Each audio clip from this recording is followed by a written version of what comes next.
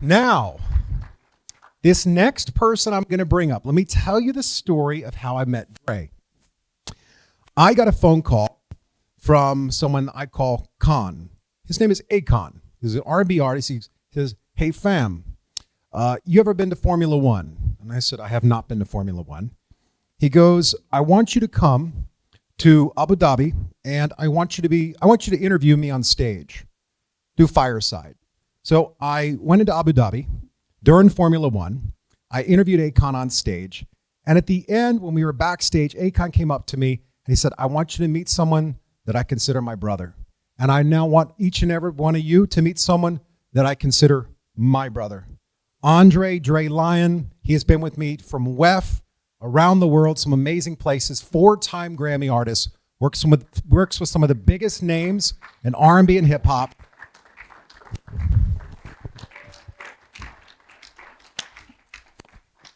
The stage is yours. How's everybody doing? First of all, the last speaker, I don't know where he's at, but man, that was church, man. Thank you for that. I didn't know I was coming to church. I haven't been to church in a minute. I needed that. So I want to say thank you. My name is Dre Lyon. I'm half of the production duo Cool and Dre. We've been making music since we were teenagers. We went to the same high school, and we were in a singing group, and we couldn't afford to buy beats to record to. So we tried to sing for all the producers in Miami at the time, and no one wanted to give us anything for free, and we couldn't afford the beat. So Cool and I decided, hey, before we give this guy $2,000 to buy one beat, let's take that money, invest it in our own equipment, and teach ourselves how to produce. So that's how my career started. And it's taken me all over the world. I've been able to work with fantastic artists. Some you may have heard, from Beyonce to Jay-Z to Linkin Park to you name it. And where we're at in our career now is we're pivoting. In the music business, if you have a 5-year run, that's like iconic, right? Artists may come around and have one massive hit and you never hear from them again. So for Cool and myself, we've been blessed to be successful doing this for 2 decades. And when me and D met, he invited me to the World Economic Forum in Davos, and I sat on a panel with him, and it went so well, I ended up doing 5 or 6 more that weekend. And what I saw there, which is where I'm gonna get to the point of me coming here today, outside of me, doing this for family, is that I saw an opportunity to bring people like myself that look like me to Davos, because it gave us an opportunity to be in front of the founders of different industries.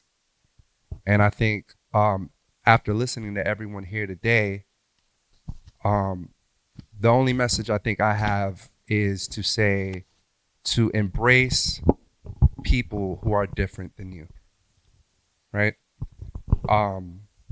Because me embracing people that's different from me has put me in a position to where my 4-year-old daughter is living an unbelievable life. This little girl lives like I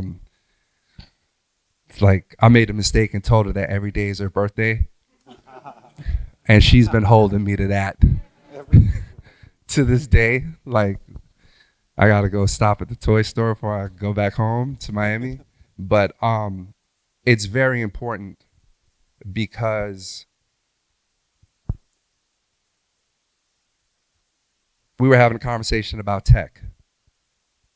People from my community, we take platforms, tech platforms that are intended to do one thing, and we use it in a completely different way.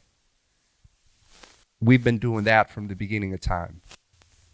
They made the turntable for you to play vinyl records, right? So some of you guys remember 8 tracks, vinyl. When I was a kid, my first toy was a Fisher-Price turntable. But what we did with the turntable was we started scratching, and we made hip hop out of it. We sample, like I'm a sampler. I sample records from the 70s and 80s and flip it and make new music out of it. We always take whatever is created to do one thing, turn it into something else, and we explode that asset value. And we're talking about Clubhouse during the pandemic. You know, it was an app that I guess a lot of, people and corporate people would use to have meetings and whatnot. We took Clubhouse and turned it into virtual strip clubs. It's, it sounds crazy, but what we did with it was explode that asset value, and they ended up selling it for for a big bag. So what I just want to say here on stage is that it's so important for us to embrace people that are different from us and put them and bring them at the table when you're making decisions, when you're building something. Right now, Cool and I have pivoted into the tech space. We founded a company, it's called Stell Audio. What it does, it allows creatives to actually record music on their phone.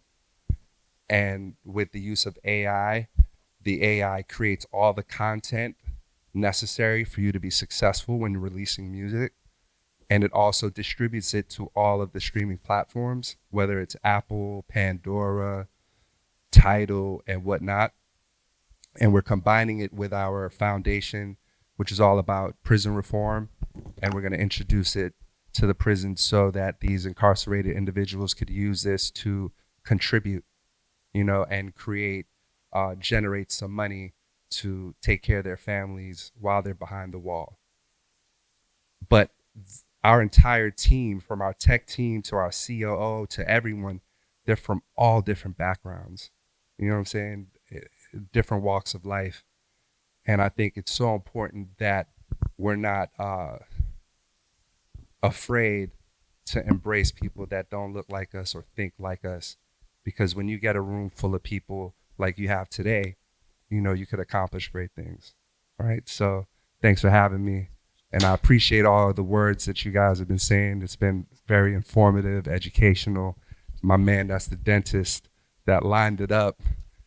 I got some food stuck in the back of my teeth. I've been over here trying to get it out. You got that floss, right? All right, cool. So thanks again for having me, guys.